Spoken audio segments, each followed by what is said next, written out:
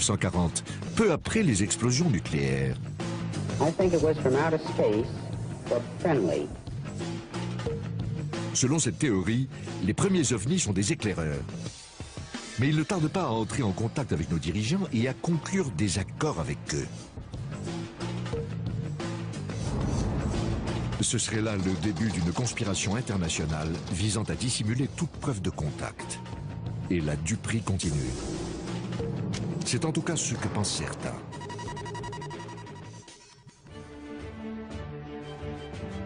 Voici Peter Gersten, un Américain de souche, avocat au pénal. Lorsqu'il n'a personne à poursuivre en justice, il s'attaque au gouvernement américain. Depuis qu'il est enfant, Peter est fasciné par les ovnis. Certaines personnes se contenteraient de s'acheter un pistolet laser en plastique, mais pas Peter. Il a passé le plus clair de sa carrière à essayer de prouver que le gouvernement américain dissimule sa connaissance des extraterrestres et ses contacts avec eux. Je suis le seul avocat à avoir intenté des procès au gouvernement américain à propos de certains documents relatifs aux ovnis. Sa ténacité et sa connaissance des lois américaines sur la liberté de l'information ont finalement permis l'ouverture au public de centaines de documents inédits. J'ai lancé une dizaine de procédures, mais même lorsqu'il cédait des documents, il cachait toujours quelque chose. Cette déclaration sous serment en témoigne. La moitié de la déclaration est rayée au marqueur. Si les ovnis ne représentent aucune menace, s'ils ne disposent d'aucune technologie supérieure, pourquoi avoir fait ça? Pourquoi en effet? Selon lui, ces documents attestent de l'intérêt du gouvernement américain pour le phénomène extraterrestre qui a débuté dans les années 1940 et 1950. Il révèle l'existence de commissions gouvernementales créées pour enquêter sur les ovnis. Cependant, le gouvernement a toujours nié leur existence jusqu'à ce qu'elles soient finalement dissoutes les unes après les autres. Même si les autorités ont toujours répété à la population que les extraterrestres n'existaient pas, ces derniers n'ont pas semblé comprendre le message. Selon Peter Gersten, en effet, ils ont continué à sillonner le ciel dans leur vaisseau. Une affaire dans laquelle beaucoup voient la preuve d'un vaste complot s'est déroulée de manière assez appropriée chez Peter même, à Phoenix, dans l'Arizona. Unidentified flying objects over the valley. A triangular-shaped object. What was in the sky last night?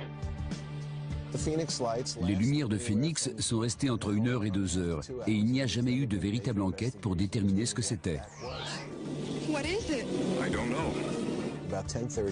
À 22h30 environ, 7 lumières immobiles sont apparues au-dessus de Phoenix, en forme de triangle, avant de partir. Il me paraît incroyable qu'un tel phénomène puisse se produire au-dessus d'une grande ville sans que cela donne lieu à une enquête approfondie.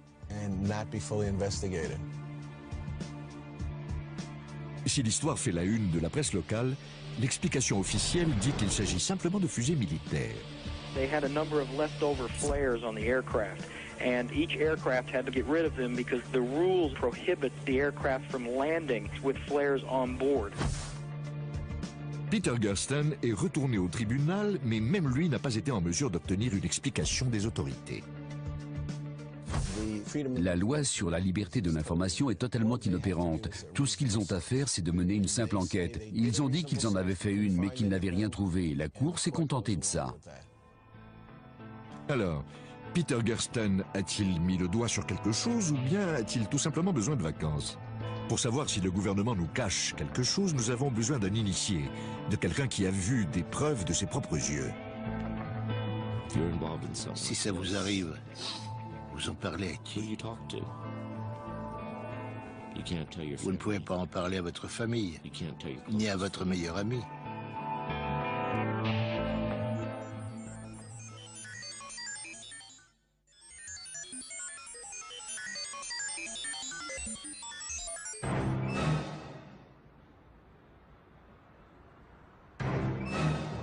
La preuve la plus convaincante de l'existence des extraterrestres et de leur collusion avec nos dirigeants serait bien sûr d'en voir un frayer avec les puissants de ce monde. Rouler en limousine et se faire photographier avec des célébrités. Malheureusement, l'absence de preuves de cette nature implique de se fonder sur des éléments moins convaincants, les témoignages. Et ce n'est pas ce qui manque. I glanced up and there were 3 flying saucers at an altitude of 350 feet. Personne ne conteste que les observations d'objets volants non identifiés aient été très nombreuses dans les années 1940. Même les plus sceptiques le reconnaissent, mais ils imputent ce phénomène à la paranoïa ambiante. What's this all about? What's everybody running from? It's the end of everything. What do you mean? Après tout, c'était l'époque de la guerre froide.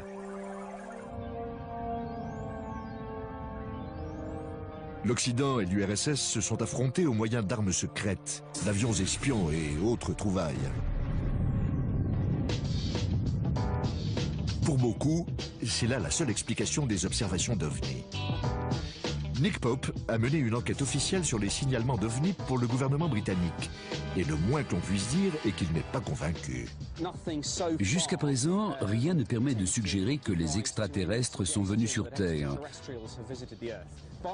On entend souvent parler de complot et dire que le gouvernement nous dissimule la vérité sur les ovnis. Pour avoir dirigé des projets consacrés au phénomène pendant 4 ans, je peux vous affirmer catégoriquement que ces hypothèses ne reposent sur rien. Mais pour certains, plus le gouvernement dément et plus la duperie doit être importante.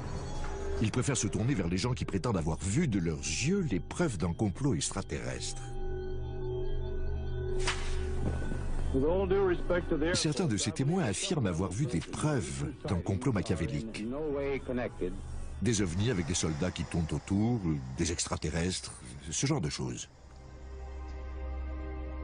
Voici l'un d'entre eux. Clifford Stone a travaillé pendant 20 ans dans l'armée américaine. Il a passé le plus clair de son temps derrière un bureau, mais cela ne l'a pas empêché de vivre des choses intéressantes.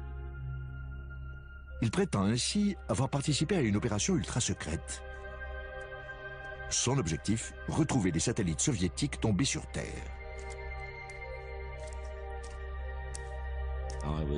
J'étais affecté à la localisation des épaves et des débris. Ces opérations étaient baptisées Projet Poussière de Lune et Opération Mouche Bleue. L'objectif était de récupérer les objets d'origine inconnue ou ayant résisté à une rentrée dans l'atmosphère terrestre.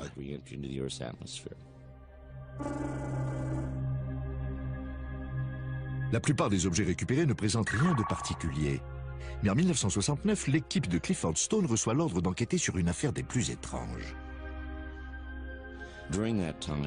À cette époque, on a reçu un appel nous disant qu'on avait besoin de nous parce qu'un avion ou quelque chose s'était écrasé non loin de là où on était.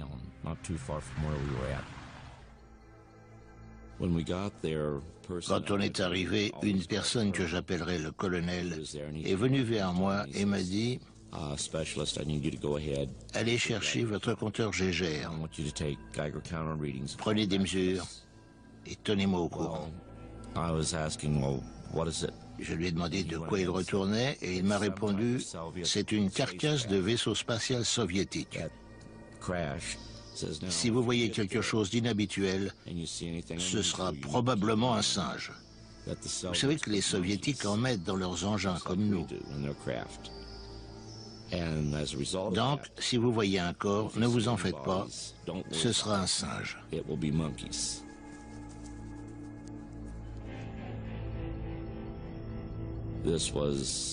Je n'avais jamais rien vu de tel. Je savais que cet engin n'était ni à nous, ni aux soviétiques.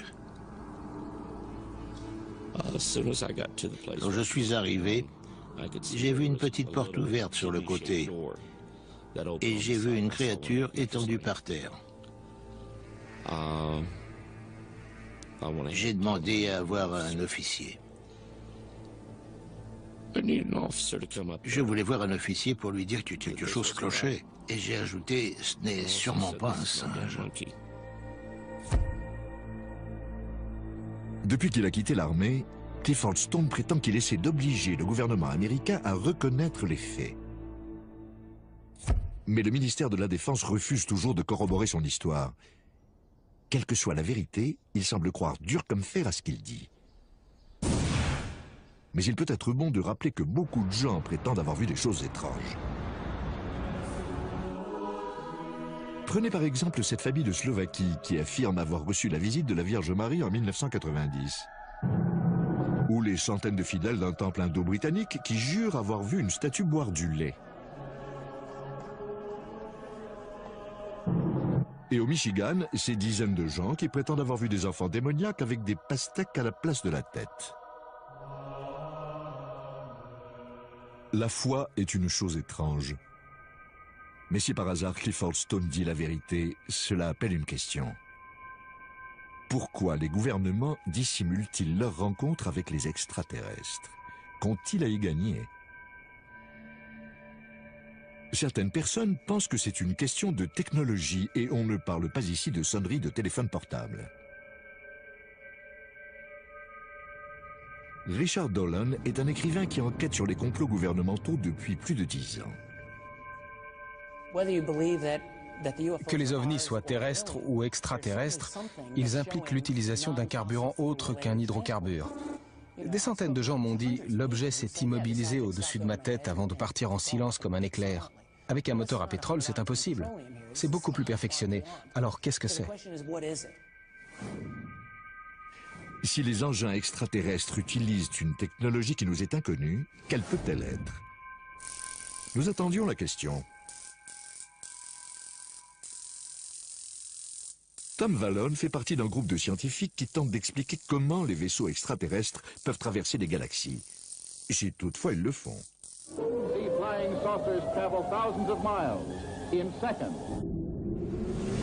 Tom Vallone pense que les extraterrestres voyagent à la vitesse de la lumière grâce à une source d'énergie inépuisable. Autrement dit, quelque chose de beaucoup moins coûteux et de plus fiable que ce qu'on trouve dans nos stations-service. Chouette. Il aurait été difficile d'imaginer que les ovnis fonctionnent au propergol. Ça ne permet même pas d'aller sur Mars. Donc, s'il existe des engins capables d'accomplir des voyages interplanétaires ou interstellaires, ils doivent pouvoir convertir l'énergie ambiante ou disposer d'une forme d'énergie si concentrée qu'elle peut durer plusieurs années-lumière. Très bien, mais encore. Les recherches actuelles sur les ovnis pointent différentes technologies susceptibles de fournir une énergie inépuisable et de permettre la propulsion antigravitationnelle. Le problème de la gravité a tenu les plus grands physiciens en échec. Tom a passé des mois dans son cabanon de jardin à tenter de le résoudre. Il a même construit un ovni miniature. Un témoin a dit avoir vu un disque de la taille de l'OVNI portant des aimants sur les arêtes. Comme celui-ci. On peut imaginer qu'il fonctionne au moyen d'un système d'aimants permanent ou quelque chose de ce genre. Selon Tom Vallone, les deux moitiés de l'OVNI pourraient tourner en sens inverse et créer une énergie utilisée pour propulser l'engin. L'avantage de cette énergie est qu'elle ne demande rien. Nul besoin de brûler du carburant, c'est totalement dépassé. En fait, c'est une énergie tirée du néant. Vous comprenez maintenant pourquoi Tom planche encore dessus.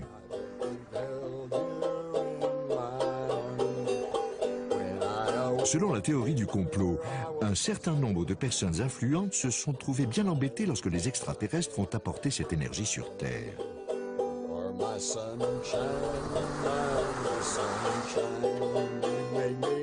Certains, comme le journaliste Jim Marks, pensent que nos dirigeants ne voulaient pas que cette énergie inépuisable devienne accessible à tous. Les vilains.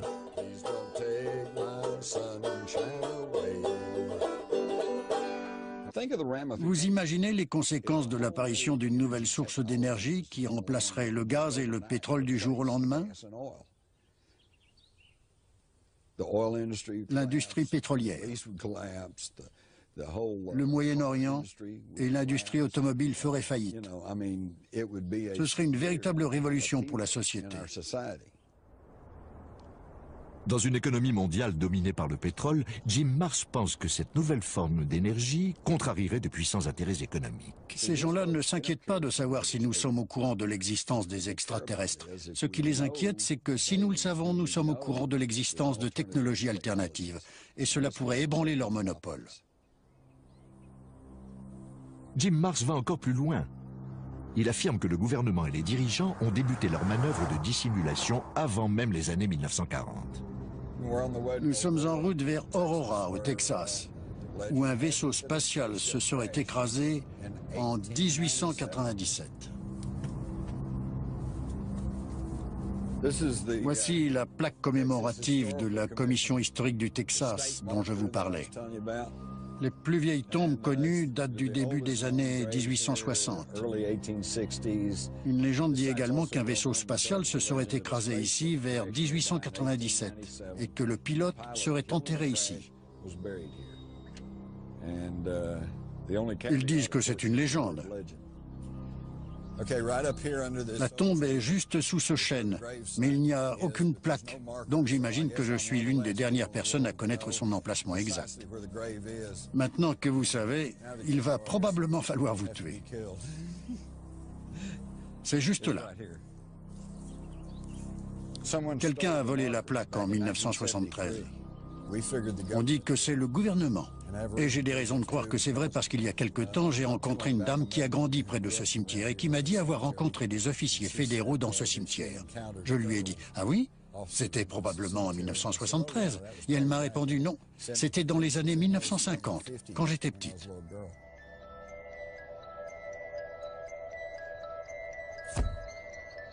L'expérience de Jim au Texas l'a conduit à comparer ses notes avec d'autres, ce qui lui a permis de découvrir un schéma récurrent de dissimulation.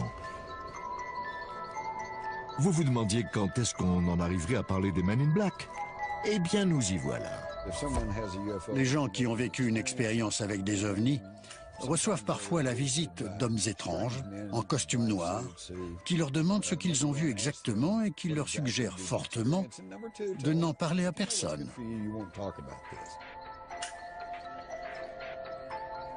Récapitulons. Selon Jim Marrs et beaucoup d'autres, les gouvernements ont monté un complot international visant à dissimuler leurs contacts avec des extraterrestres afin de ne pas révéler l'existence d'une technologie supérieure.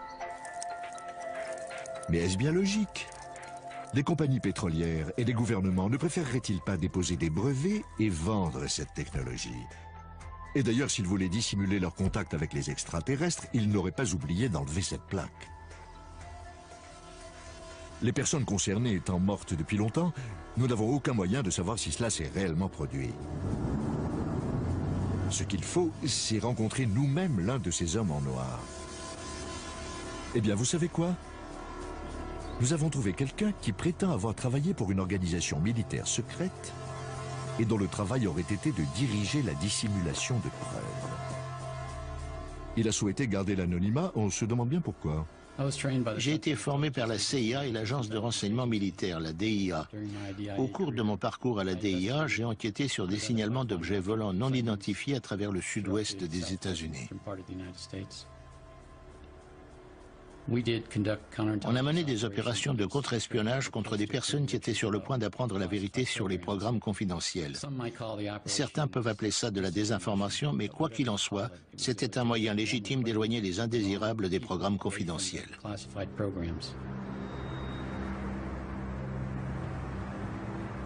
Cet agent, soi-disant secret, n'a pas voulu nous dire pourquoi l'armée souhaitait cacher ses contacts avec les extraterrestres.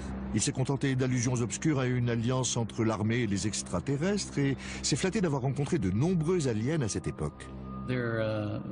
Ils mesurent environ 1,20 m, ils ont de grands yeux. Ils viennent d'une planète dont le soleil est apparemment très puissant puisqu'ils ont des paupières doubles. Ils n'ont pas d'oreilles visibles, ils ont juste un orifice de chaque côté de la tête, idem pour le nez et la bouche, pas de dents. Ils ont des organes internes simples, un cœur et des poumons, à peu près les mêmes que nous, et un système digestif simple.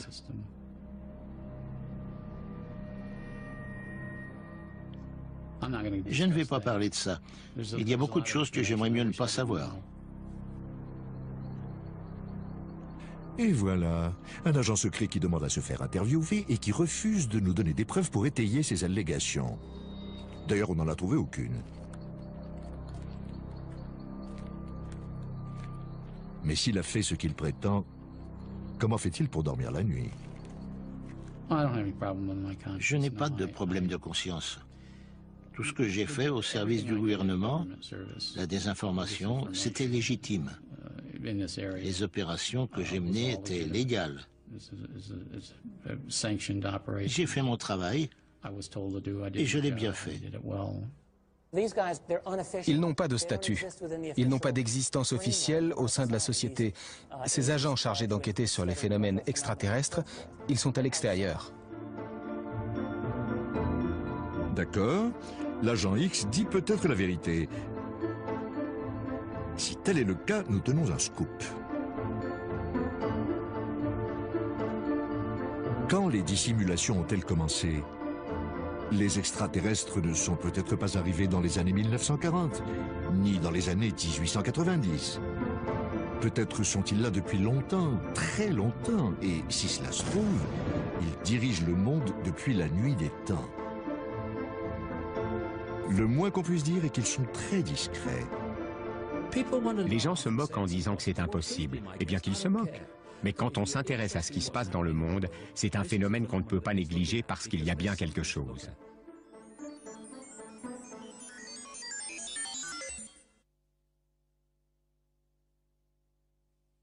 Sur une plateforme de forage, voilà comment on règle les affaires internes. Il faut transpirer pour appeler ça un vrai boulot.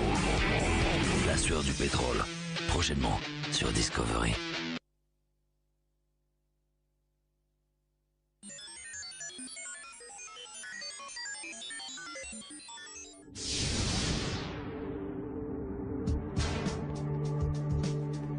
Des commissions gouvernementales secrètes ont donc enquêté sur la présence d'OVNI dans le ciel. Des opérations militaires ont été montées pour retrouver des épaves de soucoupes et leurs pilotes. De sinistres agents du gouvernement ont terrorisé la population. Et ce n'est que la pointe visible de l'iceberg. Je me suis réveillée et il était là, à quelques centimètres de mon visage. J'étais terrorisée. C'est un cas très rare. Les implants sont rares. Selon certaines personnes, les extraterrestres ne se sont pas contentés d'atterrir sur Terre. Ils ont également pris le contrôle de la planète. Quoi? Oui. Un homme en est persuadé, David Icke. David donne régulièrement la chair de poule à des salles combles en exposant les détails de sa théorie. Le pouvoir que les créatures dont je vais vous parler aujourd'hui utilisent pour nous manipuler, nous contrôler et même nous tuer, n'est que le pouvoir que nous leur cédons chaque jour. David Icke ne s'est pas toujours consacré à la théorie du complot. Il commence par être un joueur de football et commentateur sportif à la BBC. Mais pendant tout ce temps, quelque chose le travaille. Quand j'étais enfant, j'avais une sensation étrange, indicible. J'avais l'impression qu'il fallait que je fasse quelque chose. Et quand j'ai commencé à bien me débrouiller en football et que je suis passé professionnel, je me suis dit, bon, ça doit être ça. Mais il me manquait toujours quelque chose que je n'arrivais pas à exprimer. J'éprouvais un sentiment d'insatisfaction.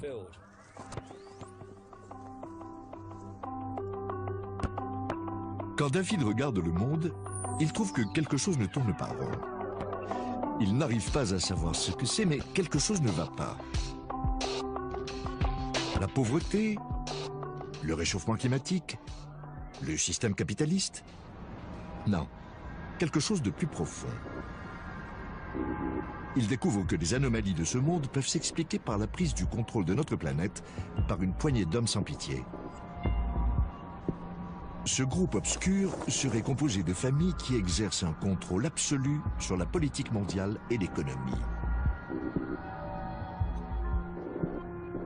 Son nom, les Illuminati.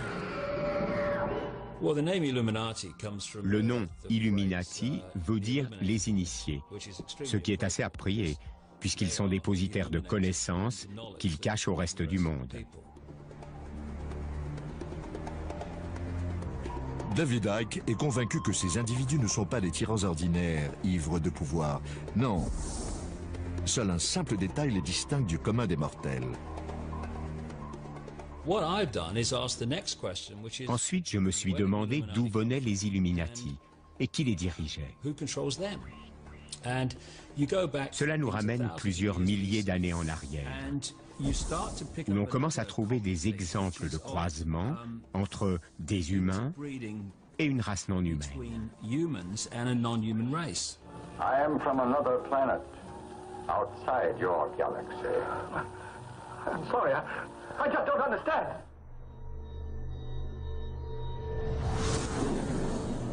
David Icke prétend que des extraterrestres sont arrivés voilà plusieurs milliers d'années et se sont reproduits avec les familles dirigeantes des sociétés primitives, donnant naissance à des hybrides. Ces hybrides et leurs descendants contrôlent la planète et tout ce qui vit dessus. Plus effrayant encore, David affirme qu'ils se cachent parmi nous, vivent plusieurs centaines d'années et mangent de la chair humaine. Personne n'est parfait. Et au cas où vous vous le demanderiez, leur symbole sacré est la pyramide, ce qui explique, selon David Icke, que l'on retrouve des édifices pyramidaux du Mexique au Pérou et de l'Égypte à la Babylone antique. Comment connaissons-nous leur existence? À en croire David Icke, ces sociétés secrètes communiquent à l'aide de codes, en utilisant la représentation de la pyramide sacrée.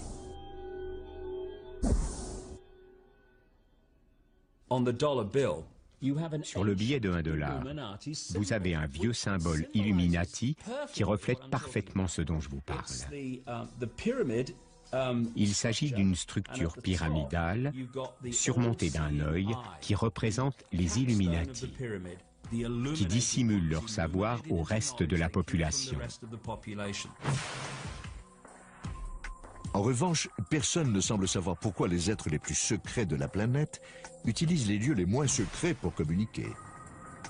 De tels détails n'ont pas empêché David Icke de vendre plusieurs milliers de livres, bien que le sens qu'il donne au terme Illuminati soit contesté. Le même terme était autrefois utilisé par les partisans d'extrême droite pour désigner un complot mondial mené par les marxistes, les francs-maçons et les juifs, et certaines personnes accusent David Icke de récupérer cette vieille paranoïa. Alors, qui sont les hybrides et comment les reconnaît-on? Il semblerait que George Bush et Tony Blair en soient, de même que la reine d'Angleterre, comme si ses origines allemandes ne suffisaient pas. Tous trois seraient des descendants des premiers hybrides extraterrestres. En fait, les familles Illuminati sont les représentantes génétiques des dieux reptiles sur notre planète. Des reptiles? Eh oui, ce n'est pas à la reine d'Angleterre que ressemblaient les extraterrestres arrivés sur Terre autrefois, mais à des reptiles. Et même lorsqu'ils se sont reproduits plus tard, leurs gènes reptiliens n'ont pas disparu. Quand on me demande pourquoi des reptiles, je réponds pourquoi pas.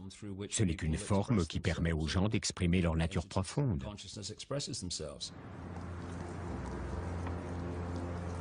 Les Illuminati cachent leur vraie nature sous une forme humaine, mais de temps à autre, en dépit de leurs efforts, le reptile qui est en eux prend le dessus et les masques tombent.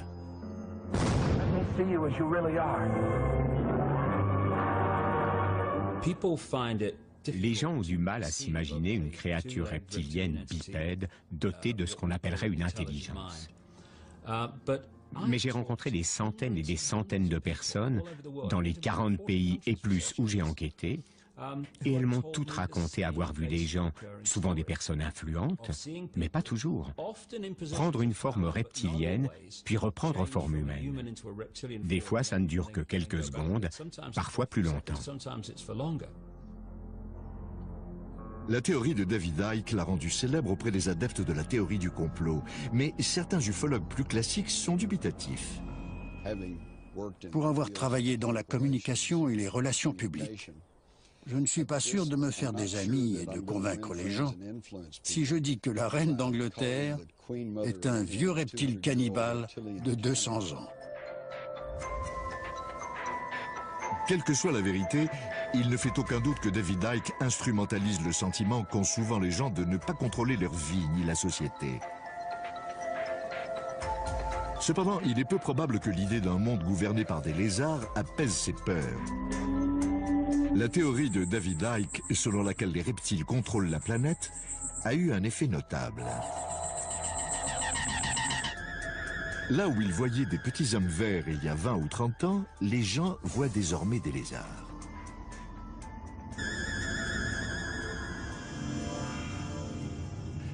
Mona Kempka est une admiratrice de David Icke. Elle a lu tous ses livres. Et comme par hasard, les lézards lui ont rendu visite. Je m'appelle Mona Kempka. J'ai 55 ans. Je suis infirmière psychiatrique depuis 30 ans. Je vis seule depuis 10 ans.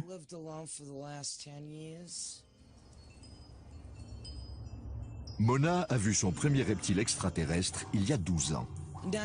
En 1994, un reptoïde est apparu dans mon salon. 1,90 m, la taille fine, des pattes musclées et très longues. Il aurait pu tuer 5 hommes d'un seul coup. Je dormais parce que j'avais travaillé la nuit précédente. Je me suis réveillée et il était là, à quelques centimètres de mon visage. J'étais terrorisée. Je me suis redressée dans mon lit en criant. Il est resté là 6 secondes, pendant que je criais debout dans mon lit. Et puis il a disparu. Je me suis assise sur le lit et je suis partie dans un rire nerveux. Il n'y avait rien de drôle, mais c'était nerveux. Je ne savais pas qui appeler. Je me disais que même ma mère ne me croirait pas. Que s'est-il passé? Mona a-t-elle vu un extraterrestre reptoïde ou croit-elle seulement l'avoir vu? Et si la lecture des livres de David Icke avait joué un rôle? Je ne crois pas tout ce que je lis. J'enregistre et je prends mes propres décisions. Mais David Icke a raison. Je ne le connais même pas. Mais je suis contente que cet homme commence à avoir du succès dans le pays.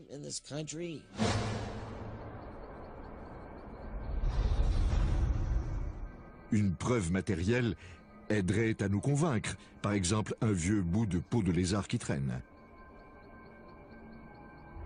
Malheureusement, rien. Mais cela ne veut pas dire qu'il n'existe pas de preuves matérielles de la présence des extraterrestres et de leur tentative de contrôler le monde.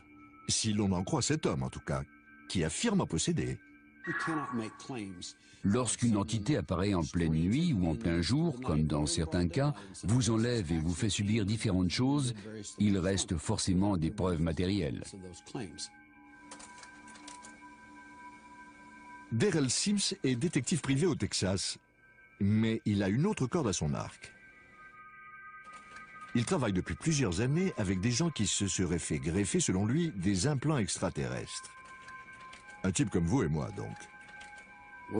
D'abord, ils peuvent être de nature très différente. On en a trouvé dans les yeux, dans les pieds, et on en a trouvé un de la taille d'une noix de 2,5 cm à côté du cœur d'une victime. J'en ai vu à l'intérieur de cerveau. Certains étaient aussi gros que le bout de mon pouce, et ils ont disparu en 1 an. Quant à savoir ce que c'est exactement et à quoi ils servent, nous l'ignorons.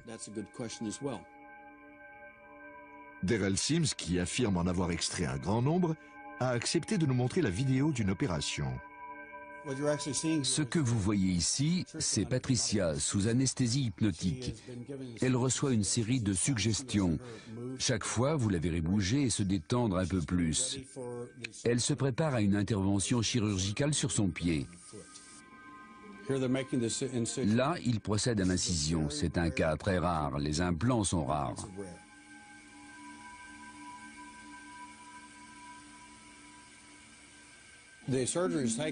L'opération dure plus d'1 heure. Il n'arrive pas à trouver l'objet qu'il voyait si bien au rayon X.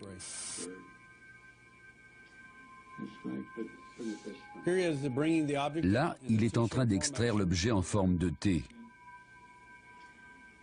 Ils ont trouvé du carotène autour de ces objets très durs, très résistants. Il n'y a aucun signe de réponse inflammatoire. En d'autres termes, l'objet n'est pas considéré par l'organisme, en l'occurrence celui de Patricia, comme un corps étranger.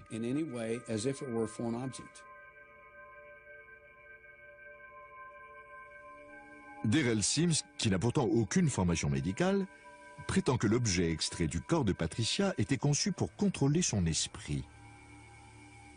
Quant à savoir pourquoi ils lui ont implanté dans le pied, c'est un autre problème. Mais laissons la parole à Darrell. D'après nos premières observations, ces implants ont pour effet de modifier les taux de sérotonine, de dopamine et de neurotransmetteurs chez certaines victimes d'enlèvements extraterrestres. Or, n'importe quel neuropsychologue ou neurophysiologiste vous dira que si des individus contrôlent votre taux de sérotonine, de dopamine, de potassium ou de neurotransmetteurs, ils vous contrôlent. Ils contrôlent vos émotions et vous leur appartenez. Darrell ne nous ayant pas autorisé à analyser l'implant, nous ne savons pas exactement de quoi il s'agit. Et comment expliquer que les plans des extraterrestres se laissent aussi facilement déjouer? Ce qui est sûr, c'est que Darrell n'est pas complètement objectif. J'ai été enlevé par les extraterrestres en 1952, à l'âge de 3 ans et demi. Mais ce qui m'a vraiment conduit à m'y consacrer à temps plein, c'est l'enlèvement de mon fils à l'âge de 6 ans. Qu'on m'enlève passe encore. Mais si on s'en prend à mes enfants, j'en fais une affaire personnelle. Des dieux reptiles qui instrumentalisent notre méfiance et nos peurs, des implants extraterrestres qui contrôlent nos esprits, des familles hybrides à la tête du monde, mince alors. Reste une question. Pourquoi certains voient-ils des extraterrestres et pas d'autres? La réponse se trouve peut-être dans la science moderne. Les gens commencent à se rendre compte que le monde n'est pas légèrement différent de ce qu'ils pensaient, mais qu'il n'a rien à voir avec l'idée qu'ils s'en faisaient. On a beaucoup avancé dans la compréhension des phénomènes extraterrestres, mais on n'a toujours pas de réponse définitive. Dans les années 1950, la grande question était de savoir s'ils venaient de Mars ou de Vénus. Depuis les années 1990, on a progressé, et la question est maintenant de savoir s'ils viennent d'une autre dimension.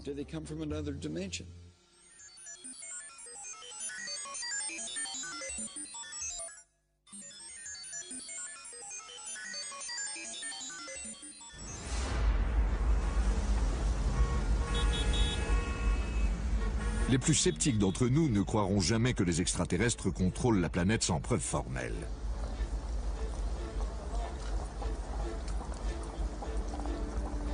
Et si c'était notre vision du monde qui était faussée?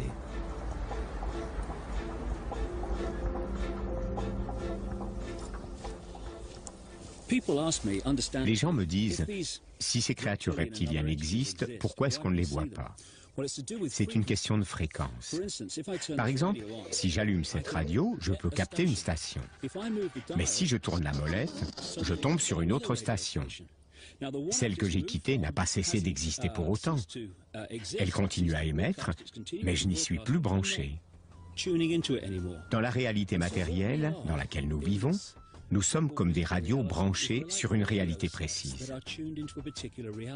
Ces entités reptiliennes et d'autres semblent avoir la faculté de se déplacer d'une dimension à l'autre.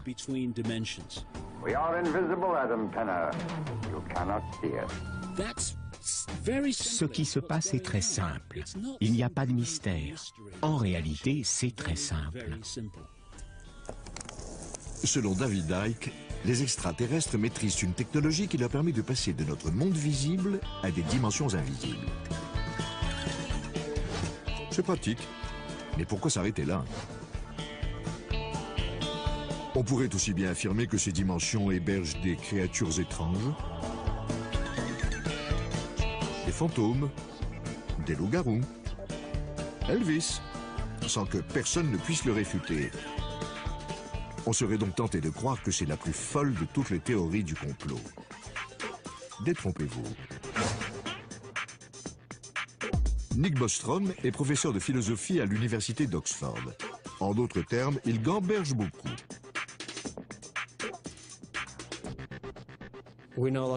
Nous croyons connaître la réalité qui est devant notre nez, mais en fait, c'est une illusion. Nick Bostrom a échafaudé plusieurs théories sympathiques, dont une sur l'informatique extraterrestre. Voilà 40 ans, les ordinateurs ressemblaient à ceci. Aujourd'hui, voilà à quoi ils ressemblent.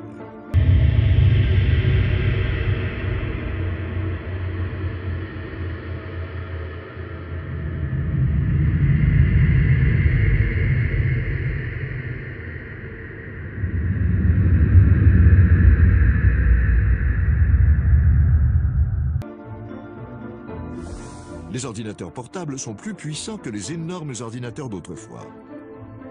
Ils sont de plus en plus puissants et rapides. Mais Nick Bostrom pense que ce n'est rien comparé à ce que les ordinateurs extraterrestres peuvent faire. Ils seraient tellement perfectionnés que nous pourrions bien vivre à l'intérieur de l'un d'eux, comme dans Matrix. On peut imaginer qu'une civilisation technologiquement très avancée dispose d'un énorme potentiel de calcul et qu'un millionième seulement de cette puissance suffirait à créer une simulation pour chaque humain. Au dire de Nick Bostrom, les réalités virtuelles seraient si convaincantes que nous pourrions très bien vivre dans l'une d'elles. Se pourrait-il que nous soyons tous prisonniers d'une console de jeu extraterrestre ? Il est presque certain que nous vivons dans une simulation informatique, ce qui implique que le monde que nous voyons autour de nous, les expériences que nous vivons et tout ce que nous faisons se déroule dans une réalité virtuelle gérée par un ordinateur conçu par une civilisation disposant d'une technologie très supérieure. J'ai l'impression de vivre dans une sorte de matrice. La question est de savoir jusqu'où peut aller la simulation. Je ne me fie à rien dans cette réalité. Je crois que c'est une illusion, une réalité holographique, le produit d'une technologie. Donc, tout est possible.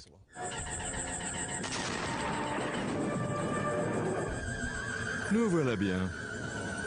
Il y a un siècle, les gens redoutaient que les extraterrestres ne quittent leur planète pour conquérir la nôtre. Une crainte qui a donné naissance à des théories du complot alambiquées impliquant l'armée ou le gouvernement. Il a même été prétendu que les extraterrestres s'étaient reproduits avec des humains et s'envoyaient des messages secrets.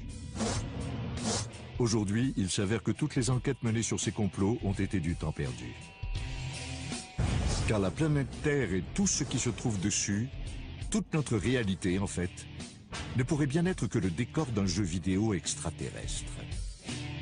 Ils n'ont pas eu besoin de se déplacer pour nous conquérir. Ils nous ont fait venir. Alors souriez, parce que quelque part dans une autre galaxie, quelque chose vous observe.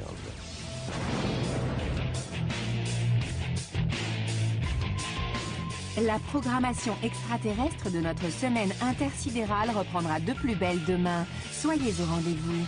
Ceci dit, pour vous faire encore un peu peur, regardez ce que vous a préparé Hanté tout de suite. 1940, peu après les explosions nucléaires. I think it was from outer space, but friendly. Selon cette théorie, les premiers ovnis sont des éclaireurs. Mais ils ne tardent pas à entrer en contact avec nos dirigeants et à conclure des accords avec eux. Ce serait là le début d'une conspiration internationale visant à dissimuler toute preuve de contact. Et la duperie continue. C'est en tout cas ce que pensent certains.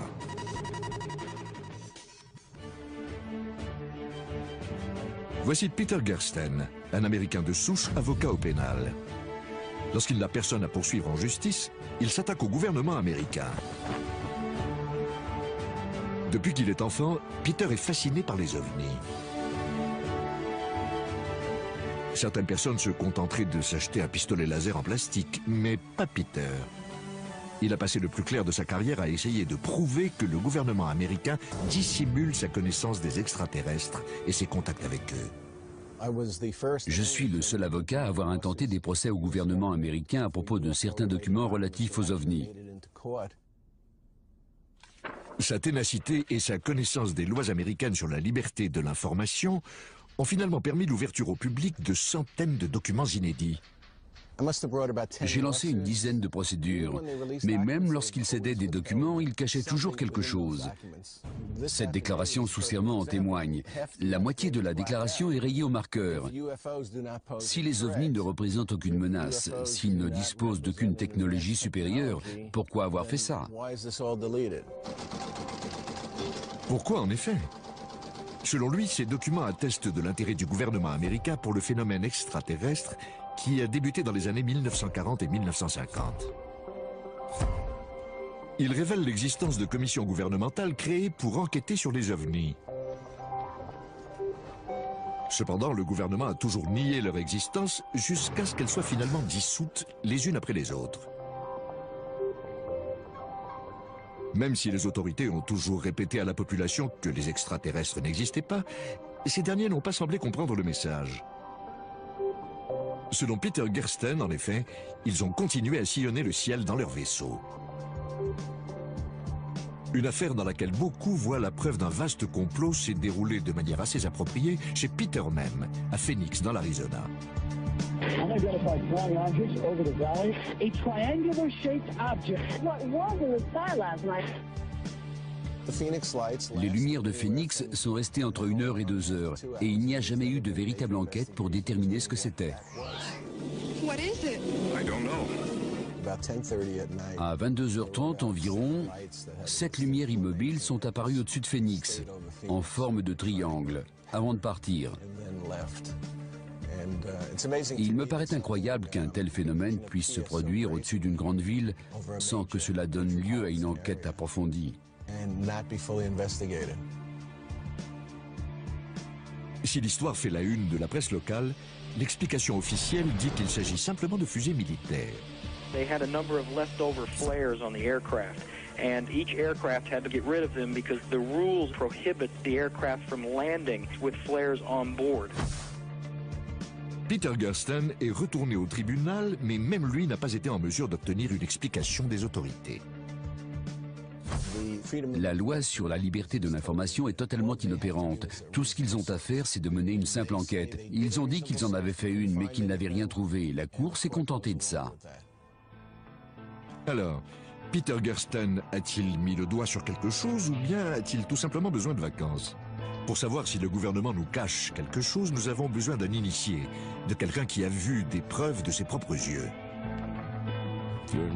Si ça vous arrive, vous en parlez à qui?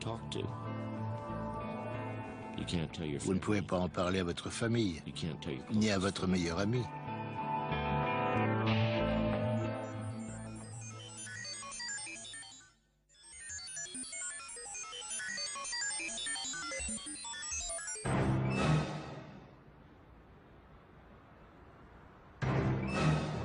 La preuve la plus convaincante de l'existence des extraterrestres et de leur collusion avec nos dirigeants serait bien sûr d'en voir un frayer avec les puissants de ce monde. Rouler en limousine et se faire photographier avec des célébrités. Malheureusement, l'absence de preuves de cette nature implique de se fonder sur des éléments moins convaincants, les témoignages. Et ce n'est pas ce qui manque. I glanced up and there were 3 flying saucers at an altitude of 350 feet. Personne ne conteste que les observations d'objets volants non identifiés aient été très nombreuses dans les années 1940. Même les plus sceptiques le reconnaissent, mais ils imputent ce phénomène à la paranoïa ambiante. What's this all about? What's everybody running from? It's the end of everything. What do you mean? Après tout, c'était l'époque de la guerre froide.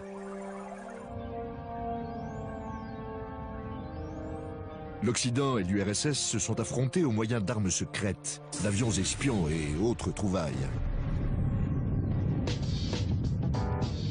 Pour beaucoup, c'est là la seule explication des observations d'OVNI. Nick Pope a mené une enquête officielle sur les signalements d'OVNI pour le gouvernement britannique. Et le moins que l'on puisse dire est qu'il n'est pas convaincu. Jusqu'à présent, rien ne permet de suggérer que les extraterrestres sont venus sur Terre. On entend souvent parler de complot et dire que le gouvernement nous dissimule la vérité sur les ovnis. Pour avoir dirigé des projets consacrés au phénomène pendant 4 ans, je peux vous affirmer catégoriquement que ces hypothèses ne reposent sur rien. Mais pour certains, plus le gouvernement dément et plus la duperie doit être importante. Ils préfèrent se tourner vers les gens qui prétendent avoir vu de leurs yeux les preuves d'un complot extraterrestre. Certains de ces témoins affirment avoir vu des preuves d'un complot machiavélique. Des ovnis avec des soldats qui tournent autour, des extraterrestres, ce genre de choses. Voici l'un d'entre eux. Clifford Stone a travaillé pendant 20 ans dans l'armée américaine. Il a passé le plus clair de son temps derrière un bureau, mais cela ne l'a pas empêché de vivre des choses intéressantes. Il prétend ainsi avoir participé à une opération ultra secrète. Son objectif, retrouver des satellites soviétiques tombés sur Terre. J'étais affecté à la localisation des épaves et des débris. Ces opérations étaient baptisées Projet Poussière de Lune et Opération Mouche Bleue. L'objectif était de récupérer les objets d'origine inconnue ou ayant résisté à une rentrée dans l'atmosphère terrestre.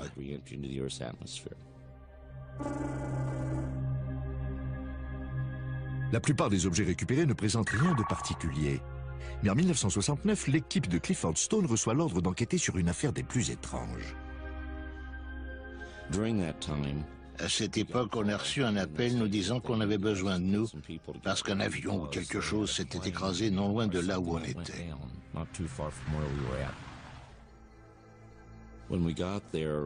Quand on est arrivé, une personne que j'appellerai le colonel est venue vers moi et m'a dit « Allez chercher votre compteur Geiger. Prenez des mesures et tenez-moi au courant. » Je lui ai demandé de quoi il retournait et il m'a répondu « C'est une carcasse de vaisseau spatial soviétique. Si vous voyez quelque chose d'inhabituel, ce sera probablement un singe. Vous savez que les soviétiques en mettent dans leurs engins comme nous. Donc, si vous voyez un corps, ne vous en faites pas, ce sera un singe. »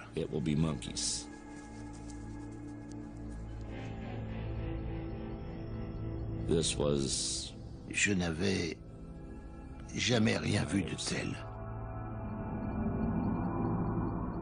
Je savais que cet engin n'était ni à nous, ni aux soviétiques.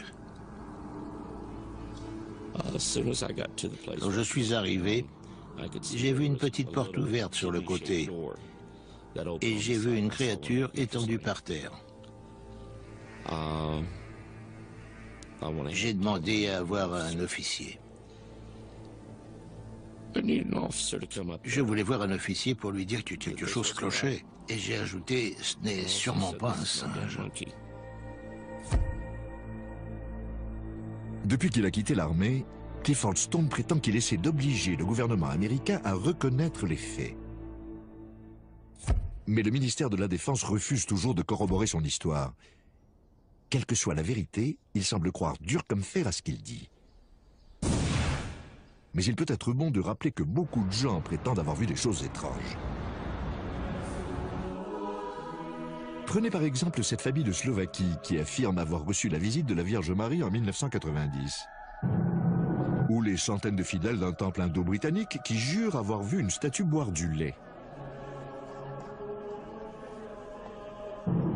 Et au Michigan, ces dizaines de gens qui prétendent avoir vu des enfants démoniaques avec des pastèques à la place de la tête. La foi est une chose étrange. Mais si par hasard Clifford Stone dit la vérité, cela appelle une question.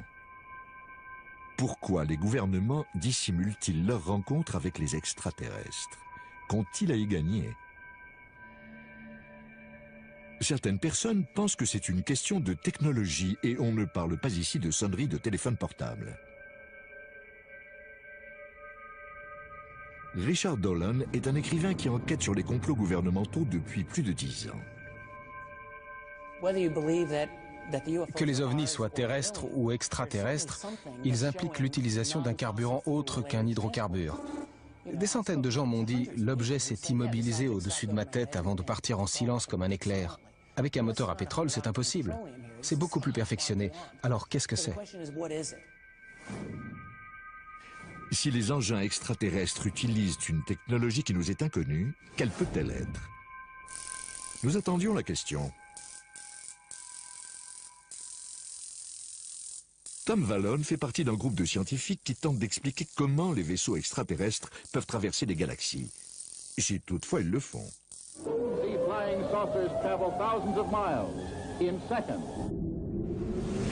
Tom Vallone pense que les extraterrestres voyagent à la vitesse de la lumière grâce à une source d'énergie inépuisable.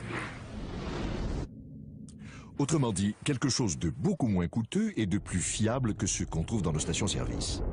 Chouette. Il aurait été difficile d'imaginer que les ovnis fonctionnent au propergol. Ça ne permet même pas d'aller sur Mars. Donc, s'il existe des engins capables d'accomplir des voyages interplanétaires ou interstellaires, ils doivent pouvoir convertir l'énergie ambiante ou disposer d'une forme d'énergie si concentrée qu'elle peut durer plusieurs années-lumière. Très bien, mais encore. Les recherches actuelles sur les ovnis pointent différentes technologies susceptibles de fournir une énergie inépuisable et de permettre la propulsion antigravitationnelle. Le problème de la gravité a tenu les plus grands physiciens en échec. Tom a passé des mois dans son cabanon de jardin à tenter de le résoudre. Il a même construit un ovni miniature. Un témoin a dit avoir vu un disque de la taille de l'OVNI portant des aimants sur les arêtes, comme celui-ci. On peut imaginer qu'il fonctionne au moyen d'un système d'aimants permanent ou quelque chose de ce genre. Selon Tom Vallone, les deux moitiés de l'OVNI pourraient tourner en sens inverse et créer une énergie utilisée pour propulser l'engin. L'avantage de cette énergie est qu'elle ne demande rien. Nul besoin de brûler du carburant, c'est totalement dépassé. En fait, c'est une énergie tirée du néant. Vous comprenez maintenant pourquoi Tom planche encore dessus.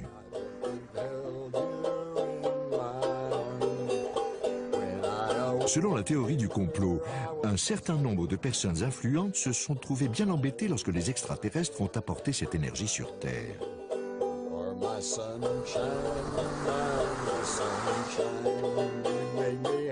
Certains, comme le journaliste Jim Marrs, pensent que nos dirigeants ne voulaient pas que cette énergie inépuisable devienne accessible à tous.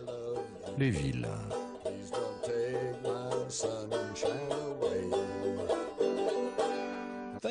Vous imaginez les conséquences de l'apparition d'une nouvelle source d'énergie qui remplacerait le gaz et le pétrole du jour au lendemain?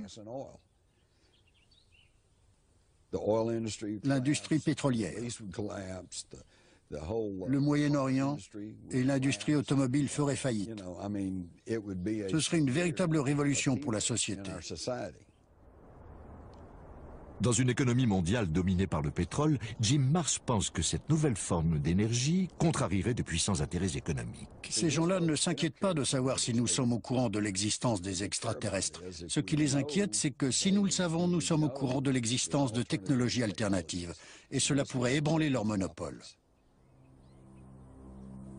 Jim Marrs va encore plus loin. Il affirme que le gouvernement et les dirigeants ont débuté leur manœuvre de dissimulation avant même les années 1940.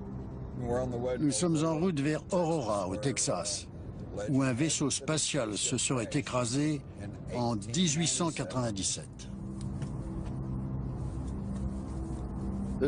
Voici la plaque commémorative de la Commission historique du Texas dont je vous parlais. Les plus vieilles tombes connues datent du début des années 1860. Une légende dit également qu'un vaisseau spatial se serait écrasé ici vers 1897 et que le pilote serait enterré ici. Ils disent que c'est une légende. La tombe est juste sous ce chêne, mais il n'y a aucune plaque. Donc j'imagine que je suis l'une des dernières personnes à connaître son emplacement exact. Maintenant que vous savez, il va probablement falloir vous tuer. C'est juste là. Quelqu'un a volé la plaque en 1973. On dit que c'est le gouvernement. Et j'ai des raisons de croire que c'est vrai parce qu'il y a quelque temps, j'ai rencontré une dame qui a grandi près de ce cimetière et qui m'a dit avoir rencontré des officiers fédéraux dans ce cimetière. Je lui ai dit « Ah oui ? C'était probablement en 1973. » Et elle m'a répondu « Non, c'était dans les années 1950, quand j'étais petite. »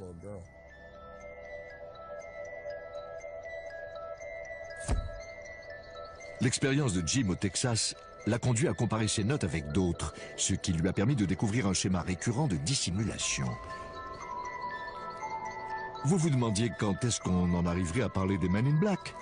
Eh bien, nous y voilà.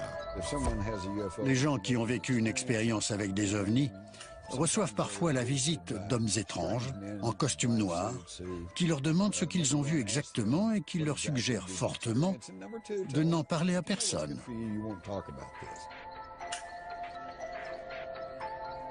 Récapitulons. Selon Jim Marrs et beaucoup d'autres, les gouvernements ont monté un complot international visant à dissimuler leur contact avec les extraterrestres afin de ne pas révéler l'existence d'une technologie supérieure. Mais est-ce bien logique? Les compagnies pétrolières et les gouvernements ne préféreraient-ils pas déposer des brevets et vendre cette technologie? Et d'ailleurs, s'ils voulaient dissimuler leur contact avec les extraterrestres, ils n'auraient pas oublié d'enlever cette plaque. Les personnes concernées étant mortes depuis longtemps, nous n'avons aucun moyen de savoir si cela s'est réellement produit. Ce qu'il faut, c'est rencontrer nous-mêmes l'un de ces hommes en noir. Eh bien, vous savez quoi? Nous avons trouvé quelqu'un qui prétend avoir travaillé pour une organisation militaire secrète et dont le travail aurait été de diriger la dissimulation de preuves. Il a souhaité garder l'anonymat, on se demande bien pourquoi. J'ai été formé par la CIA et l'agence de renseignement militaire, la DIA. Au cours de mon parcours à la DIA, j'ai enquêté sur des signalements d'objets volants non identifiés à travers le sud-ouest des États-Unis. On a mené des opérations de contre-espionnage contre des personnes qui étaient sur le point d'apprendre la vérité sur les programmes confidentiels. Certains peuvent appeler ça de la désinformation, mais quoi qu'il en soit, c'était un moyen légitime d'éloigner les indésirables des programmes confidentiels.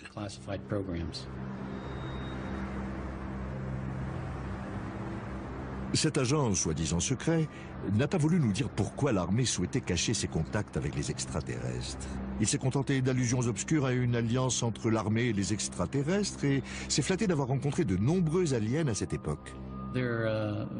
Ils mesurent environ 1,20 m, ils ont de grands yeux. Ils viennent d'une planète dont le soleil est apparemment très puissant puisqu'ils ont des paupières doubles. Ils n'ont pas d'oreilles visibles, ils ont juste un orifice de chaque côté de la tête, idem pour le nez et la bouche, pas de dents. Ils ont des organes internes simples, un cœur et des poumons, à peu près les mêmes que nous, et un système digestif simple.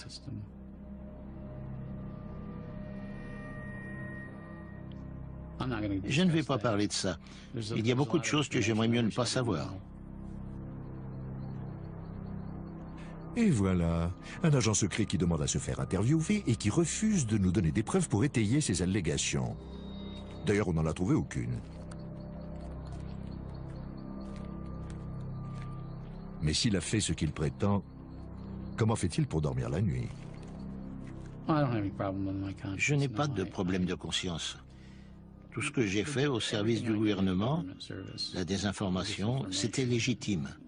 Les opérations que j'ai menées étaient légales. J'ai fait mon travail et je l'ai bien fait. Ils n'ont pas de statut. Ils n'ont pas d'existence officielle au sein de la société. Ces agents chargés d'enquêter sur les phénomènes extraterrestres, ils sont à l'extérieur. D'accord, l'agent X dit peut-être la vérité. Si tel est le cas, nous tenons un scoop. Quand les dissimulations ont-elles commencé? Les extraterrestres ne sont peut-être pas arrivés dans les années 1940, ni dans les années 1890. Peut-être sont-ils là depuis longtemps, très longtemps, et si cela se trouve, ils dirigent le monde depuis la nuit des temps. Le moins qu'on puisse dire est qu'ils sont très discrets. Les gens se moquent en disant que c'est impossible, et bien qu'ils se moquent. Mais quand on s'intéresse à ce qui se passe dans le monde, c'est un phénomène qu'on ne peut pas négliger parce qu'il y a bien quelque chose.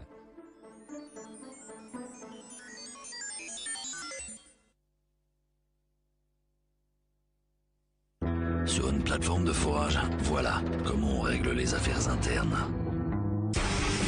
Il faut transpirer pour appeler ça un vrai boulot. La sueur du pétrole, prochainement sur Discovery.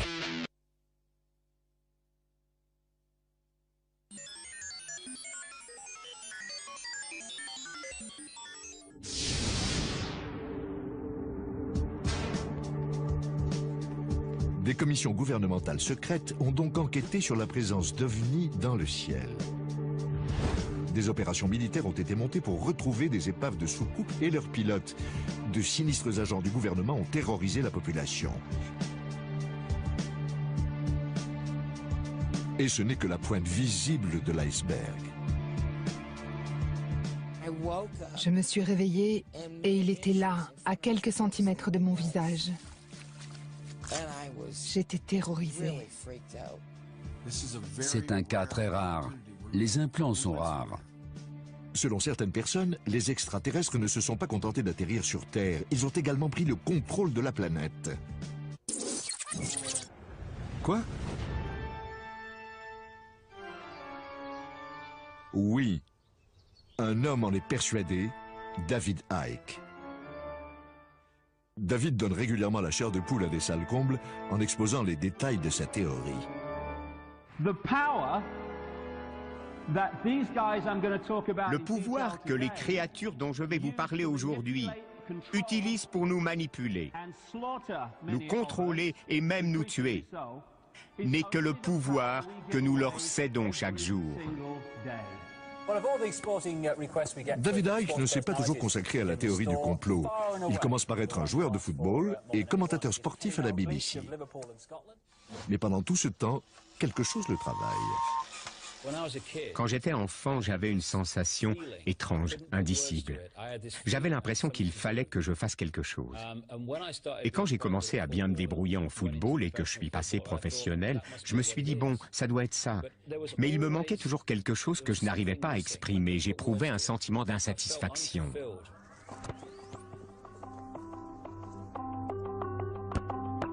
Quand David regarde le monde, il trouve que quelque chose ne tourne pas rond. Il n'arrive pas à savoir ce que c'est, mais quelque chose ne va pas. La pauvreté, le réchauffement climatique, le système capitaliste? Non, quelque chose de plus profond. Il découvre que les anomalies de ce monde peuvent s'expliquer par la prise du contrôle de notre planète par une poignée d'hommes sans pitié. Ce groupe obscur serait composé de familles qui exercent un contrôle absolu sur la politique mondiale et l'économie. Son nom, les Illuminati. Le nom Illuminati veut dire les initiés, ce qui est assez approprié, puisqu'ils sont dépositaires de connaissances qu'ils cachent au reste du monde. David Icke est convaincu que ces individus ne sont pas des tyrans ordinaires, ivres de pouvoir. Non. Seul un simple détail les distingue du commun des mortels. Ensuite, je me suis demandé d'où venaient les Illuminati et qui les dirigeait. Cela nous ramène plusieurs milliers d'années en arrière, où l'on commence à trouver des exemples de croisements entre des humains et une race non humaine. I am from another planet, outside your galaxy. I'm sorry, I just don't understand.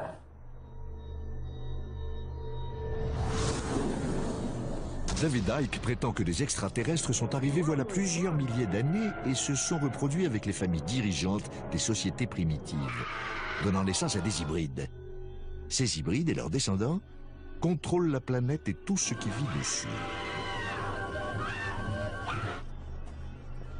Plus effrayant encore, David affirme qu'ils se cachent parmi nous, vivent plusieurs centaines d'années et mangent de la chair humaine. Personne n'est parfait.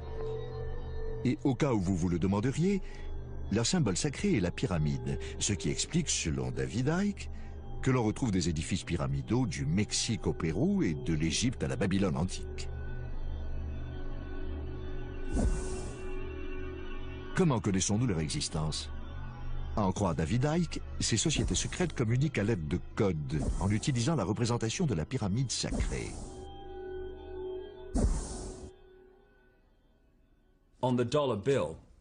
Sur le billet de $1, vous avez un vieux symbole Illuminati qui reflète parfaitement ce dont je vous parle.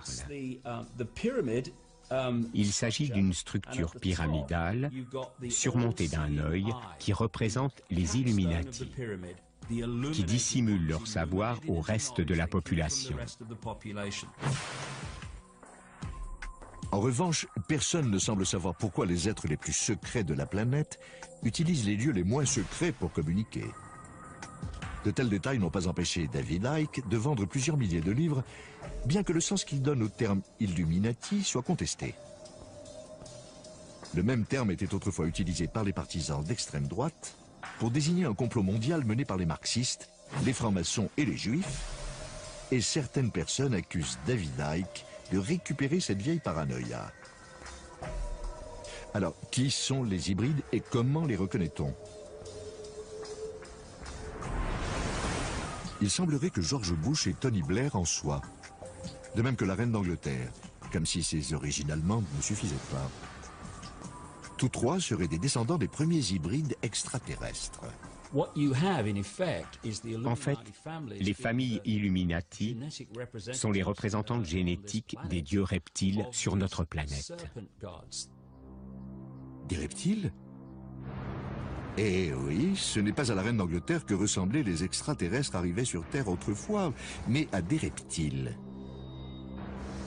Et même lorsqu'ils se sont reproduits plus tard, leurs gènes reptiliens n'ont pas disparu. Quand on me demande pourquoi des reptiles, je réponds pourquoi pas. Ce n'est qu'une forme qui permet aux gens d'exprimer leur nature profonde.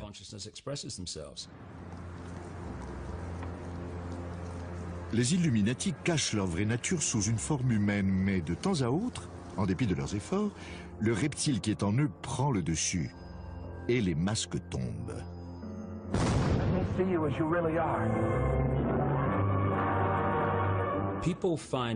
Les gens ont du mal à s'imaginer une créature reptilienne bipède dotée de ce qu'on appellerait une intelligence. Mais j'ai rencontré des centaines et des centaines de personnes dans les 40 pays et plus où j'ai enquêté, et elles m'ont toutes raconté avoir vu des gens, souvent des personnes influentes, mais pas toujours, prendre une forme reptilienne, puis reprendre forme humaine. Des fois, ça ne dure que quelques secondes, parfois plus longtemps. La théorie de David Icke l'a rendu célèbre auprès des adeptes de la théorie du complot, mais certains ufologues plus classiques sont dubitatifs. Pour avoir travaillé dans la communication et les relations publiques, je ne suis pas sûr de me faire des amis et de convaincre les gens si je dis que la reine d'Angleterre est un vieux reptile cannibale de 200 ans. Quelle que soit la vérité, il ne fait aucun doute que David Icke instrumentalise le sentiment qu'ont souvent les gens de ne pas contrôler leur vie ni la société. Cependant, il est peu probable que l'idée d'un monde gouverné par des lézards apaise ses peurs. La théorie de David Icke, selon laquelle les reptiles contrôlent la planète, a eu un effet notable. Là où ils voyaient des petits hommes verts il y a 20 ou 30 ans, les gens voient désormais des lézards.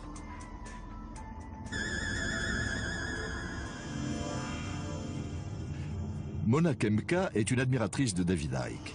Elle a lu tous ses livres. Et comme par hasard, les lézards lui ont rendu visite. Je m'appelle Mona Kempka. J'ai 55 ans. Je suis infirmière psychiatrique depuis 30 ans. Je vis seule depuis 10 ans.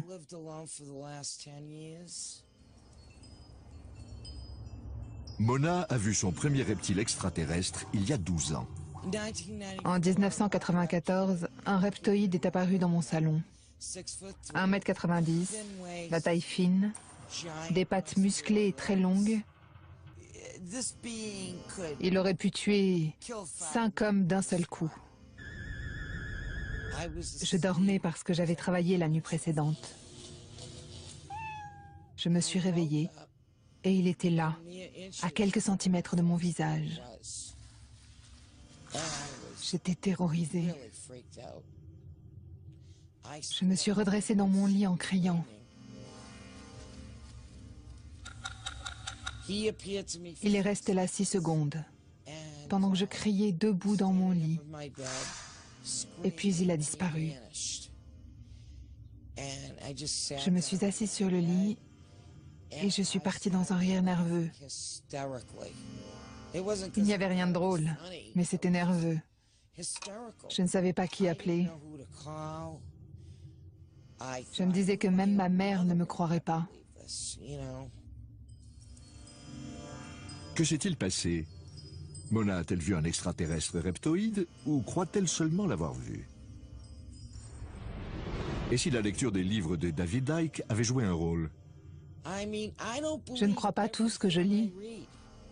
J'enregistre et je prends mes propres décisions.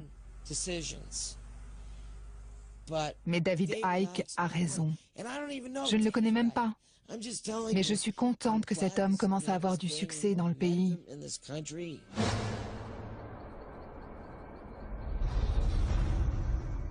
Une preuve matérielle aiderait à nous convaincre. Par exemple, un vieux bout de peau de lézard qui traîne. Malheureusement, rien. Mais cela ne veut pas dire qu'il n'existe pas de preuves matérielles de la présence des extraterrestres et de leur tentative de contrôler le monde. Si l'on en croit cet homme, en tout cas, qui affirme en posséder. Lorsqu'une entité apparaît en pleine nuit ou en plein jour, comme dans certains cas, vous enlève et vous fait subir différentes choses, il reste forcément des preuves matérielles. Daryl Sims est détective privé au Texas, mais il a une autre corde à son arc. Il travaille depuis plusieurs années avec des gens qui se seraient fait greffer, selon lui, des implants extraterrestres. Un type comme vous et moi, donc. D'abord, ils peuvent être de nature très différente. On en a trouvé dans les yeux, dans les pieds, et on en a trouvé un de la taille d'une noix de 2,5 cm à côté du cœur d'une victime. J'en ai vu à l'intérieur de cerveaux. Certains étaient aussi gros que le bout de mon pouce, et ils ont disparu en un an. Quant à savoir ce que c'est exactement et à quoi ils servent, nous l'ignorons. Daryl Sims, qui affirme en avoir extrait un grand nombre, a accepté de nous montrer la vidéo d'une opération. Ce que vous voyez ici, c'est Patricia sous anesthésie hypnotique. Elle reçoit une série de suggestions. Chaque fois, vous la verrez bouger et se détendre un peu plus. Elle se prépare à une intervention chirurgicale sur son pied. Là, il procède à l'incision. C'est un cas très rare. Les implants sont rares.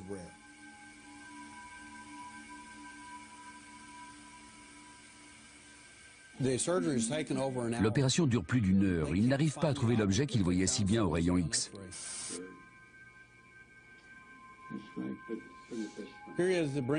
Là, il est en train d'extraire l'objet en forme de T.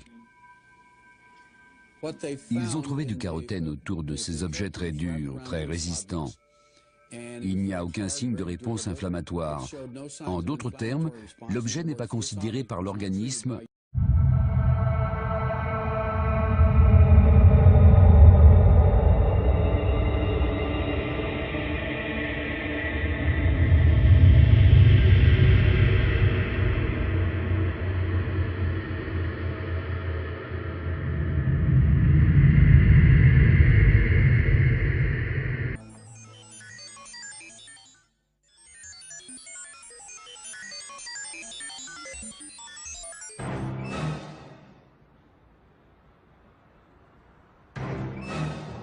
La preuve la plus convaincante de l'existence des extraterrestres et de leur collusion avec nos dirigeants serait bien sûr d'en voir un frayer avec les puissants de ce monde.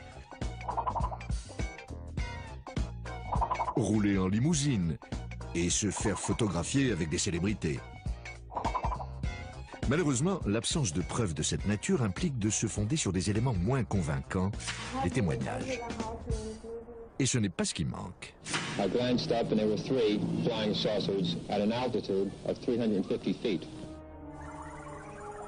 Personne ne conteste que les observations d'objets volants non identifiés aient été très nombreuses dans les années 1940.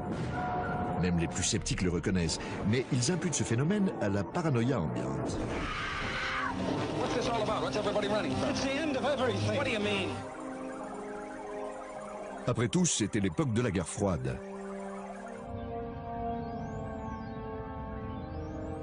L'Occident et l'URSS se sont affrontés au moyen d'armes secrètes, d'avions espions et autres trouvailles. Pour beaucoup, c'est là la seule explication des observations d'OVNI. Nick Pope a mené une enquête officielle sur les signalements d'OVNI pour le gouvernement britannique. Et le moins que l'on puisse dire est qu'il n'est pas convaincu.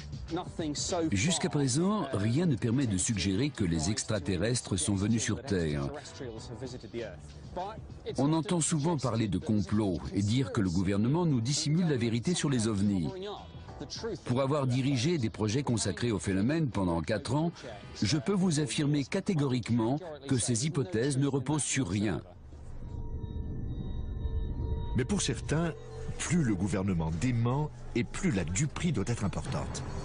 Ils préfèrent se tourner vers les gens qui prétendent avoir vu de leurs yeux les preuves d'un complot extraterrestre. Certains de ces témoins affirment avoir vu des preuves d'un complot machiavélique. Des ovnis avec des soldats qui tournent autour, des extraterrestres, ce genre de choses. Voici l'un d'entre eux.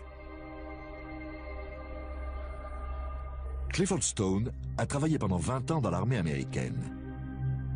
Il a passé le plus clair de son temps derrière un bureau, mais cela ne l'a pas empêché de vivre des choses intéressantes. Il prétend ainsi avoir participé à une opération ultra secrète. Son objectif, retrouver des satellites soviétiques tombés sur Terre.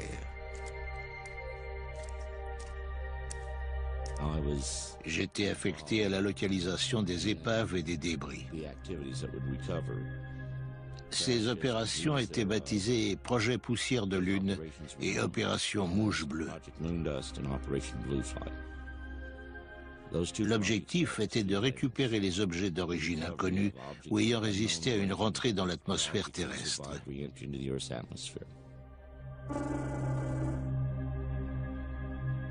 La plupart des objets récupérés ne présentent rien de particulier. Mais en 1969, l'équipe de Clifford Stone reçoit l'ordre d'enquêter sur une affaire des plus étranges.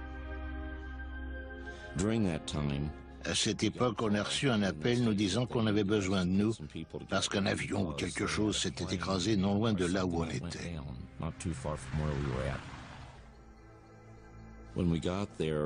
Quand on est arrivé, une personne que j'appellerai le colonel est venue vers moi et m'a dit « Allez chercher votre compteur Geiger. Prenez des mesures et tenez-moi au courant. » Je lui ai demandé de quoi il retournait et il m'a répondu « C'est une carcasse de vaisseau spatial soviétique. Si vous voyez quelque chose d'inhabituel, ce sera probablement un singe. Vous savez que les soviétiques en mettent dans leurs engins comme nous. Donc, si vous voyez un corps, ne vous en faites pas, ce sera un singe. »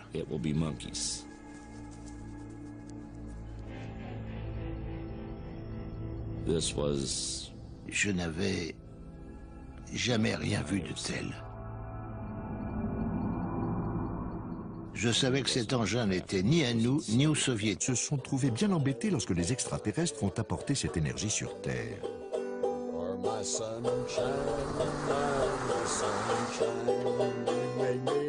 Certains, comme le journaliste Jim Marks, pensent que nos dirigeants ne voulaient pas que cette énergie inépuisable devienne accessible à tous. Les vilains.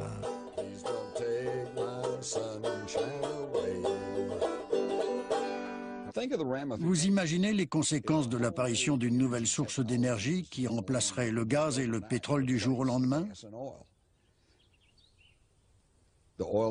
L'industrie pétrolière, le Moyen-Orient et l'industrie automobile feraient faillite. Ce serait une véritable révolution pour la société. Dans une économie mondiale dominée par le pétrole, Jim Marrs pense que cette nouvelle forme d'énergie contrarierait de puissants intérêts économiques. Ces gens-là ne s'inquiètent pas de savoir si nous sommes au courant de l'existence des extraterrestres. Ce qui les inquiète, c'est que si nous le savons, nous sommes au courant de l'existence de technologies alternatives. Et cela pourrait ébranler leur monopole. Jim Marrs va encore plus loin. Il affirme que le gouvernement et les dirigeants ont débuté leurs manœuvres de dissimulation avant même les années 1940. Nous sommes en route vers Aurora, au Texas, où un vaisseau spatial se serait écrasé en 1897. Voici la plaque commémorative de la Commission historique du Texas dont je vous parlais. Les plus vieilles tombes connues datent du début des années 1860. Une légende dit également qu'un vaisseau spatial se serait écrasé ici vers 1897 et que le pilote serait enterré ici. Ils disent que c'est une légende. La tombe est juste sous ce chêne, mais il n'y a aucune plaque. Donc j'imagine que je suis l'une des dernières personnes à connaître son emplacement exact. Maintenant que vous savez, il va probablement falloir vous tuer. C'est juste là.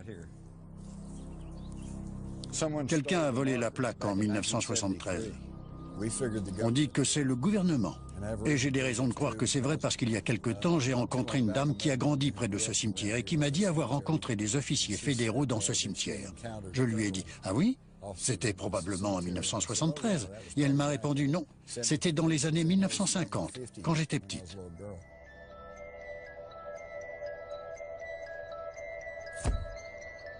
L'expérience de Jim au Texas l'a conduit à comparer ses notes avec d'autres, ce qui lui a permis de découvrir un schéma récurrent de dissimulation.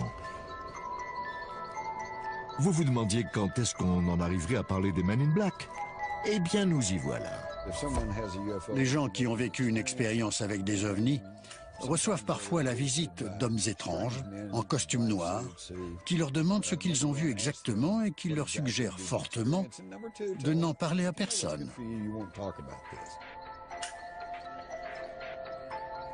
Récapitulons.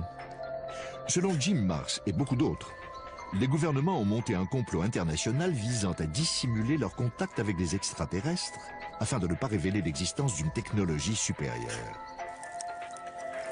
Mais est-ce bien logique?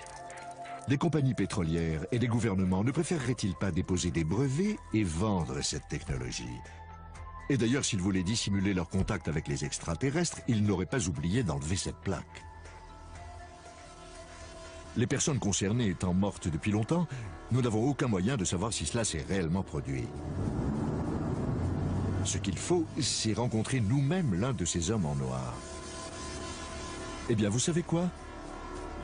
Nous avons trouvé quelqu'un qui prétend avoir travaillé pour une organisation militaire secrète et dont le travail aurait été de diriger la dissimulation de preuves. Il a souhaité garder l'anonymat, on se demande bien pourquoi. J'ai été formé par la CIA et l'agence de renseignement militaire, la DIA. Au cours de mon parcours à la DIA, j'ai enquêté sur des signalements d'objets volants non identifiés à travers le sud-ouest des États-Unis. On a mené des opérations de contre-espionnage contre des personnes qui étaient sur le point d'apprendre la vérité sur les programmes confidentiels. Certains peuvent appeler ça de la désinformation, mais quoi qu'il en soit, c'était un moyen légitime d'éloigner les indésirables des programmes confidentiels. Quand je suis arrivé, j'ai vu une petite porte ouverte sur le côté et j'ai vu une créature étendue par terre. J'ai demandé à avoir un officier. Je voulais voir un officier pour lui dire que quelque chose clochait. Et j'ai ajouté, ce n'est sûrement pas un singe. Depuis qu'il a quitté l'armée, Clifford Stone prétend qu'il essaie d'obliger le gouvernement américain à reconnaître les faits. Mais le ministère de la Défense refuse toujours de corroborer son histoire. Quelle que soit la vérité, il semble croire dur comme fer à ce qu'il dit. Mais il peut être bon de rappeler que beaucoup de gens prétendent avoir vu des choses étranges. Prenez par exemple cette famille de Slovaquie qui affirme avoir reçu la visite de la Vierge Marie en 1990. Ou les centaines de fidèles d'un temple indo-britannique qui jurent avoir vu une statue boire du lait. Et au Michigan, ces dizaines de gens qui prétendent avoir vu des enfants démoniaques avec des pastèques à la place de la tête. La foi est une chose étrange. Mais si par hasard Clifford Stone dit la vérité, cela appelle une question. Pourquoi les gouvernements dissimulent-ils leur rencontre avec les extraterrestres? Qu'ont-ils à y gagner? Certaines personnes pensent que c'est une question de technologie et on ne parle pas ici de sonnerie de téléphone portable. Richard Dolan est un écrivain qui enquête sur les complots gouvernementaux depuis plus de 10 ans. Que les ovnis soient terrestres ou extraterrestres, ils impliquent l'utilisation d'un carburant autre qu'un hydrocarbure. Des centaines de gens m'ont dit « l'objet s'est immobilisé au-dessus de ma tête avant de partir en silence comme un éclair ». Avec un moteur à pétrole, c'est impossible.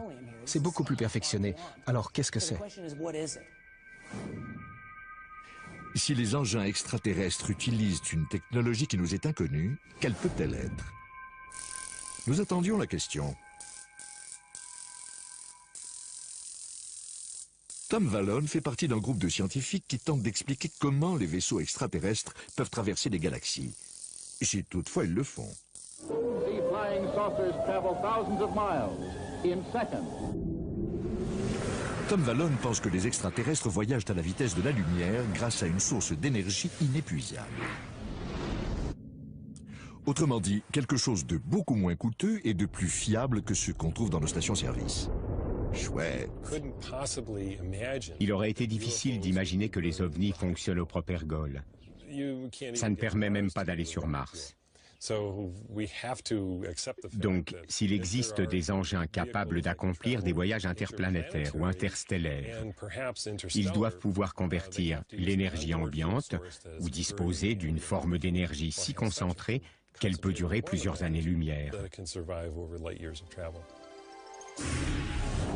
Très bien, mais encore.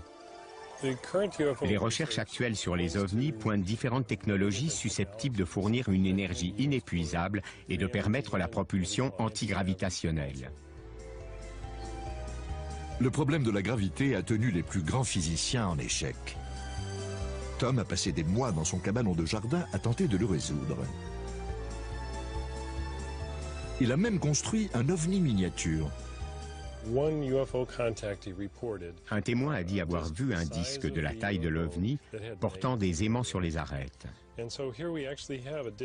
Comme celui-ci. On peut imaginer qu'il fonctionne au moyen d'un système d'aimants permanent ou quelque chose de ce genre.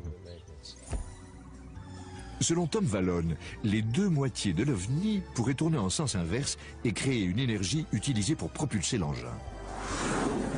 L'avantage de cette énergie est qu'elle ne demande rien. Nul besoin de brûler du carburant, c'est totalement dépassé. En fait, c'est une énergie tirée du néant. Vous comprenez maintenant pourquoi Tom planche encore dessus.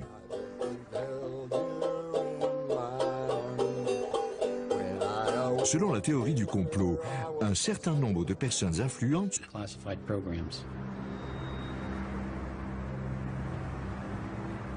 Cet agent, soi-disant secret, n'a pas voulu nous dire pourquoi l'armée souhaitait cacher ses contacts avec les extraterrestres. Il s'est contenté d'allusions obscures à une alliance entre l'armée et les extraterrestres et s'est flatté d'avoir rencontré de nombreux aliens à cette époque. Ils mesurent environ 1,20 m, ils ont de grands yeux. Ils viennent d'une planète dont le soleil est apparemment très puissant puisqu'ils ont des paupières doubles. Ils n'ont pas d'oreilles visibles, ils ont juste un orifice de chaque côté de la tête, idem pour le nez et la bouche, pas de dents. Ils ont des organes internes simples, un cœur et des poumons, à peu près les mêmes que nous, et un système digestif simple.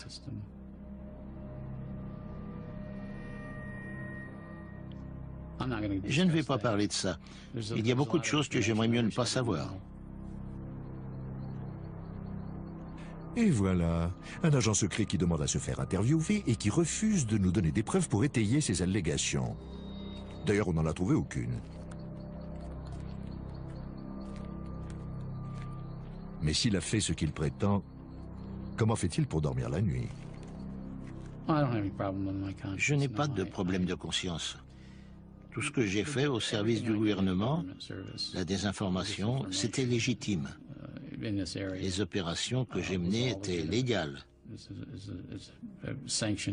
J'ai fait mon travail et je l'ai bien fait. Ils n'ont pas de statut. Ils n'ont pas d'existence officielle au sein de la société. Ces agents chargés d'enquêter sur les phénomènes extraterrestres, ils sont à l'extérieur. D'accord. L'agent X dit peut-être la vérité.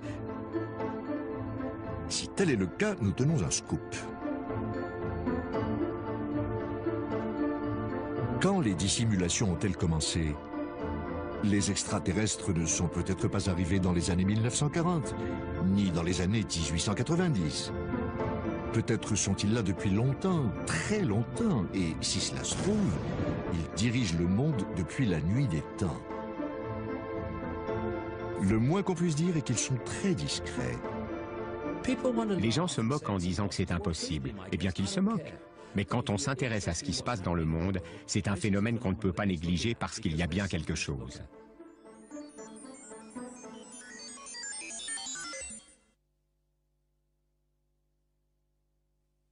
Sur une plateforme de forage, voilà comment on règle les affaires internes.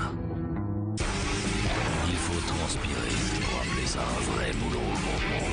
La sueur du pétrole, prochainement sur Discovery.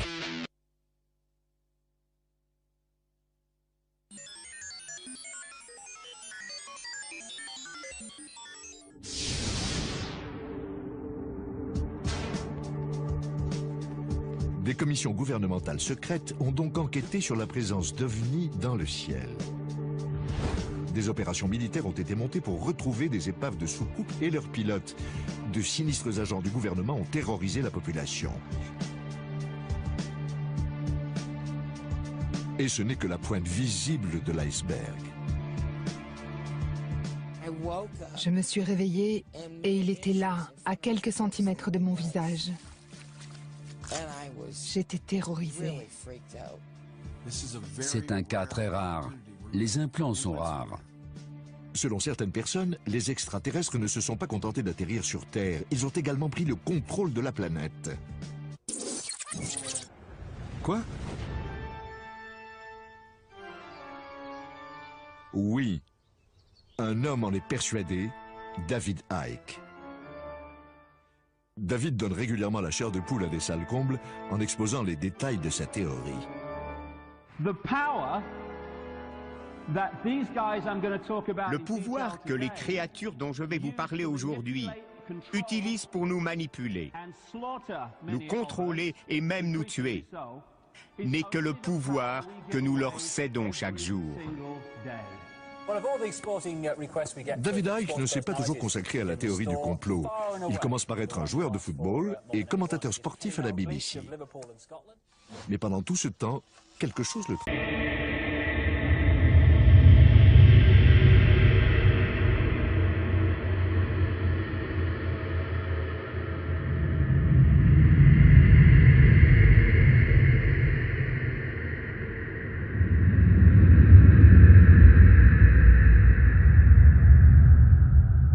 En 1940, peu après les explosions nucléaires.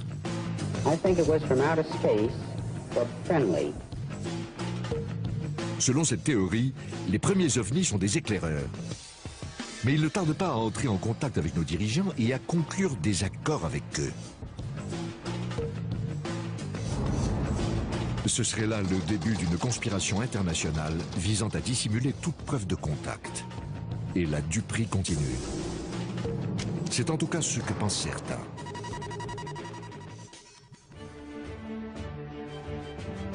Voici Peter Gersten, un Américain de souche, avocat au pénal.